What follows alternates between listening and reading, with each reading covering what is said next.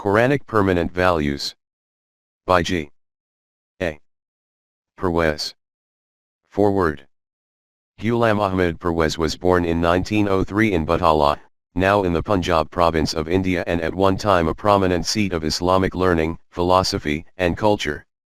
Mr. Parwez studied the Quran and the classics of Islam under the tutelage of his grandfather, a celebrated scholar and eminent Sufi.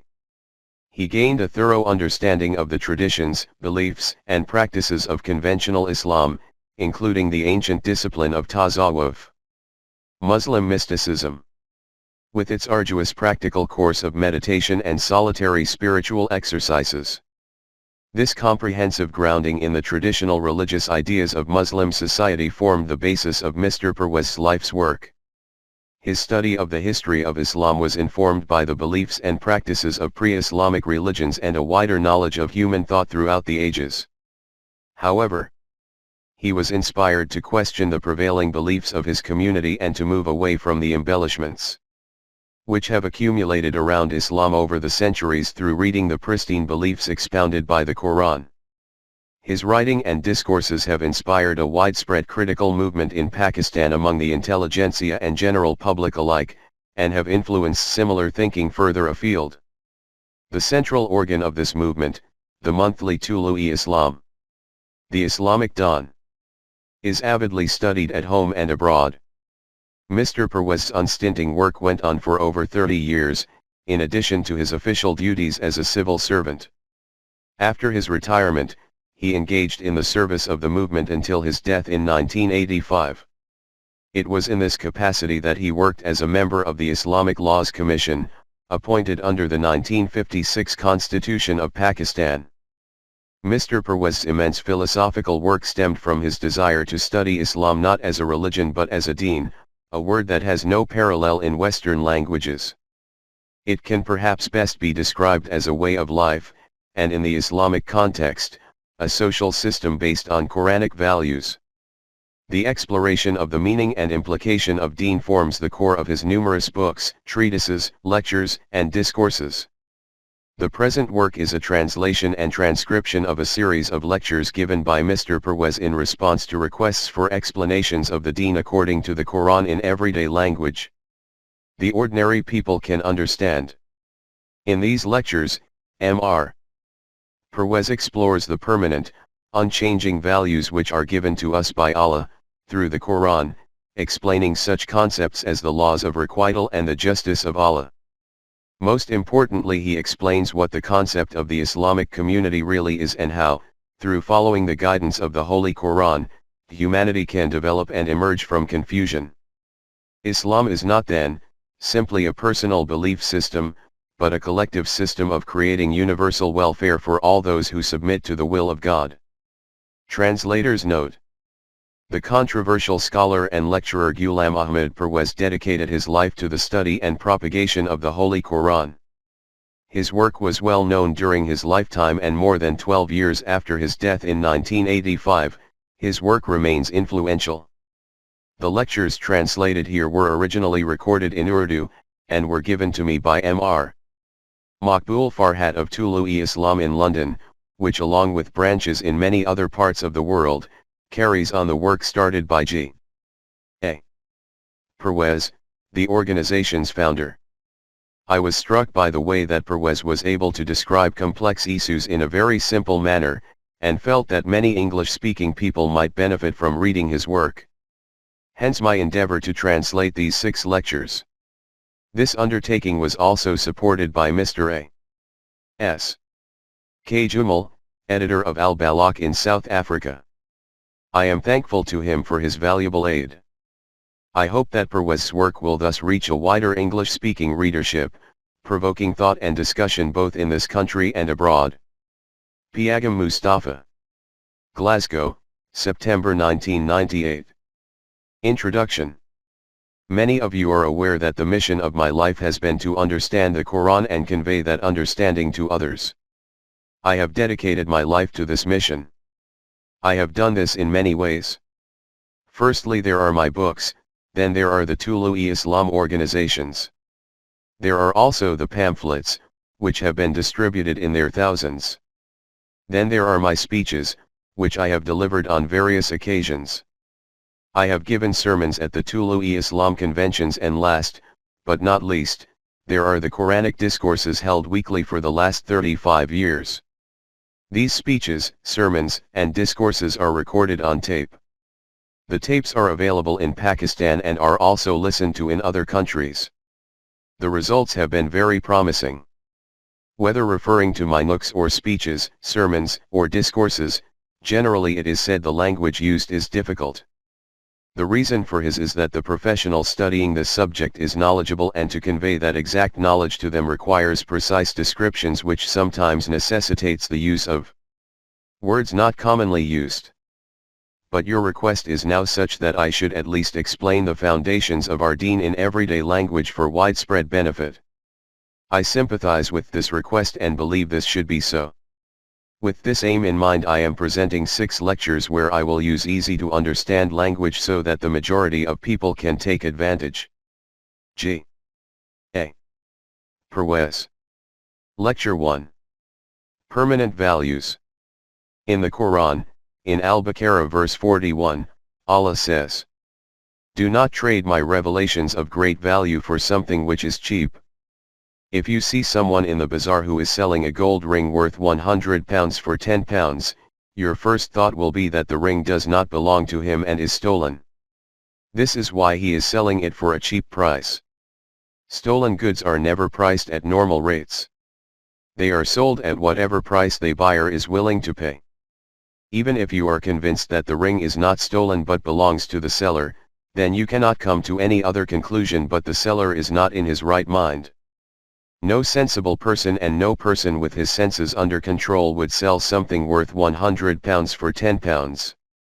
Whomsoever you ask will say without hesitation that such a person is mad. But those who say that such a person are mad, have they not seen their own state and thought about it? From dawn to dusk, many times a day, they take part in similarly eccentric behavior. Every day they sell their precious possessions at ridiculously cheap prices. Perhaps you are surprised and wonder whom these people are who act with such insanity. Where are the people who would do this? If it is said that these people are among us and that they are in our midst, then perhaps you may not believe this. But this is the truth. There is no room for doubt. Observe the truth of this. There is a proverb we have all heard and used at one time or another. It is this: property to be sacrificed for life and life to be sacrificed for honor. Do you understand what this means? This meaning is quite clear. Money and property are good things. In this world they have many uses, they satisfy our needs. With money, people buy food and drink. It can be used for treatment when we are ill. A doctor can be paid his fees. Medicines can be purchased. Clothes can be bought. Children's school tuition can be paid for. All this can be done on the strength of money. It has been said that without money a person is swept around by the winds of time. This is why wealth is greatly valued. The person who keeps his money safe is considered by all as wise. A fool and his money are soon parted. But in life there are times when a person does not spend his money and keeps it safe. He is considered a miser. For example, a child is sick and its condition is worsening. The child's father is wealthy but does not spend anything on the child's treatment. Sometimes he takes the child to the village herbalist hoping that he can do something without much expense. Sometimes he takes the child to the local priest for a healing prayer. Daily, the child's health is deteriorating. Everyone says that the child should be seen by a doctor, but the father is not prepared to spend any money. In the end the child dies. Who would not curse such a wealthy but miserable father? Everyone will say to him, money is a good thing and should be valued and should be kept safe, but where a child's life is concerned, money is nothing. It is for time's sake like these that money is saved. His money should have been used to save his child's life. A person who does not spend his money to save his own child's life is indeed a person with an unfortunate outlook on life. He is not a human being but an animal. What value has money when compared to life? Have you noted what has happened? It is quite clear. Money and property have their own value, but life is worth far more than money. The person who keeps safely a thing of lesser value such as money, and wastes a thing of much greater value such as life, can never be considered an intelligent person. And a person who sacrifices something of lesser value to save something of greater value is commended by all. This is the person who is wise. We now move further. Where a person's own life is concerned, there will be very few people who would not do anything to save it. Humans aside, even animals would be prepared to make every effort to preserve their own lives. Look at an ant. What a lively little creature it is. Put your finger in its path and look at what it will do to avoid the danger it thinks has come before it. To save one's life is a passion within every living being. No living thing wants to lose its life. Suicide is only committed by those who have lost the power of reasoning, or by those whose minds are blinded by lunacy. Animals never commit suicide. Life is such that a person will sacrifice everything in order to survive. It is obvious that life is very valuable. Without life, there would not be a world. Despite life being so precious, there are times when a person who saves his own life is despised, and the one who gives his life is celebrated. For example, if a lecherous man were to assault an innocent young girl and she died fighting in the struggle to save her honor, she would be praised for her bravery in fighting off her assailant. Everyone would hold her name in high esteem, with respect for her courage. Her story would be told with pride. This is honor and virtue. If man were traveling with his daughter and some perverse fiend made obscene advances towards her, then an honorable father would pounce like a cheetah to save his child and not fear in the least that such an action may lead to his own death. If, to save his daughter's honor, the father gives his life, then people will remember him with admiration and respect. Why is this? It is because he acted upon this belief. Life is to be sacrificed for honor. To preserve honor by sacrificing life is an act of high principle.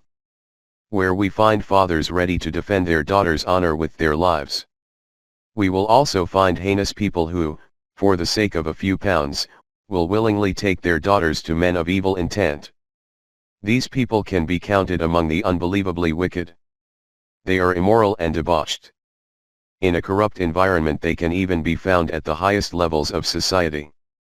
However, no person with any degree of self-equals respect would associate with them, despite the wealth they may procure from their promiscuous lifestyles.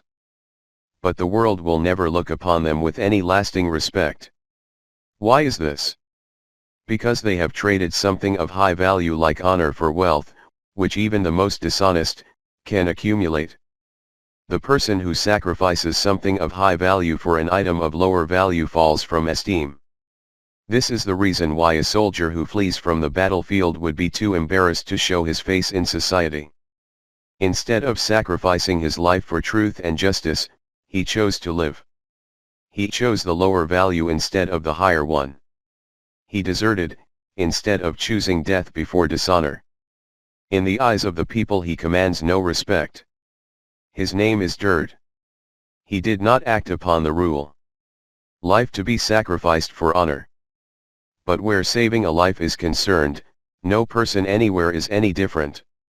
Whether one is living in Pakistan or in England. Whether one is a dark-skinned African or a fair-haired American, a jungle-living pygmy or civilized city dweller, everyone will agree that survival and preserving life are vital to all. But where honor is concerned, not only is there a difference in people but also in cultures. If an unmarried woman falls pregnant in the Muslim community, she may become so dejected with shame that she takes her life. In England, however, such a situation is not considered to be so serious, to the extent that if the child's father were to marry her, the child would become legitimate in law. Deep consideration needs to be given to honor. In England it is said that, because in English society this is not considered immoral, that is why it is not immoral. The English say that in Pakistani society it is considered immoral, that is why Pakistanis consider it immoral. The question is this. Is this the way to evaluate good or bad? To say that the thing, which a society decrees as good, becomes good, and that which it proclaims as bad becomes bad. This criterion is actually no criterion at all. A true criterion is that something which is good, should always be considered good, and something which is bad, should always be considered bad, even if the whole world comes to consider it to be good. For those who submit to God, the criterion is His revealed book, the Holy Quran. It tells us of things, which are of greater value, and the things of lesser value, and the lower value things, which can be sacrificed for those of higher value. And also those things, which cannot be sacrificed under any circumstances. Those things, which cannot be sacrificed for anything under any condition, are called permanent values. The Quran tells us which are the permanent values. These are called unchangeable principles, or God's immutable laws. The person who accepts the Quranic decrees is called a Muslim. A governing body which preserves these laws and rules and judges according to them is called an Islamic government.